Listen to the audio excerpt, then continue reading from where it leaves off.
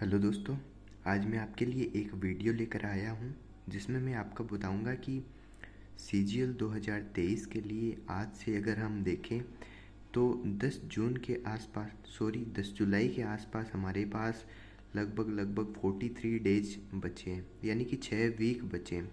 अब इन वीक के अंदर हम कैसे तैयारी करें जिससे कि हमारा कम से कम जो प्री है वो तो क्वालिफाई हो ही जाए। तो इस वीक का मैं आपके लिए और मेरे खुद के लिए एक टारगेट सेट करके लाया हूँ, यानी कि हम दोनों ही एक साथ पढ़ेंगे और छोटे छोटे टारगेट करके चलेंगे, ताकि क्या है कि हमारा जो प्री है उसमें ज़्यादा से ज़्यादा सिलेबस कवर हो और कम से कम हम प्री तो क्वालिफाई कर ही जाएं।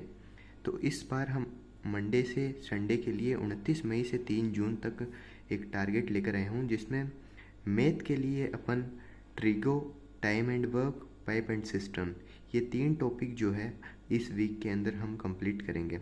चूँकि मेरा परसेंटेज, प्रॉफिट लॉस और डिस्काउंट तीनों मैंने पीछे कर लिया है रिवीजन इसका, तो इसका वापस से एक बार मैं रिवीजन करूँगा और इस वीक के अंदर मैं ट्रिगो, time and work, pipe and cistern, इन तीनों को कम से कम एक बार रिवाइज अच्छे से करूँगा। तो आप भी इन तीनों को इस वीक के अंदर कम से कम एक बार रिवाइज ज़रूर करें। इसके बाद हम बात करें इंग्लिश की, तो इंग्लिश के अंदर मैं एक टॉपिक करूँगा कंजक्शन।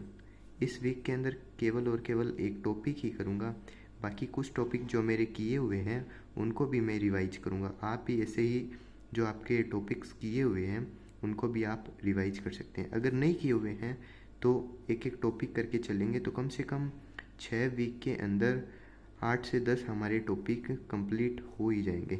इसके बाद हम वोकेब की बात करें तो सिनोनियम, एंटोनियम, इडियम, फ्रेजेस, इन तीनों के हमें 100 वर्ड जो है वो तो याद करनी ही करनी है। इसके बाद वन वर्ड की बात करें तो मेरे जो है वन वर्ड पहले से किए हुए हैं, तो मैं इनको रिवाइज ही करना है, तो इसीलिए मैं 200, 250 या 300 के आसपास रिवाइज करूँगा। इसके बाद जो PQRS आते हैं, पैरा जम्बल्स, कम से कम 5 से 10 इस वीक के अंदर हमें करने ही करने हैं। इसके बाद हम रीजनिंग की बात करें तो रीजनिंग के अंदर मुझे पता है कि ज़्यादा से ज़्यादा स्टूडेंट का कोर्स किया हुआ है, तो कम से कम 2 जो टेस्ट है इस वीक के अंदर हमें लगाने ही लगाने।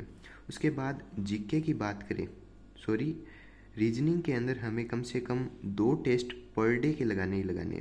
उसके बाद हम जीके की बात करें तो जीके में पॉलिटी जो है, पॉलिटी के अंदर जितने भी संविधान संशोधन है, महत्वपूर्ण जो संविधान संशोधन है, उनको हमें इस वीक के अंदर पूरे के पूरे को कंप्लीट करना है। जो महत्वपूर्ण है, ज़्यादा हमें लेकर नहीं चलना है। जो लूसेंट में दिए हुए हैं लास्ट के अंदर, महत्वपूर्ण जो संविधान संशोधन है, केवल और केवल उन्हें करना।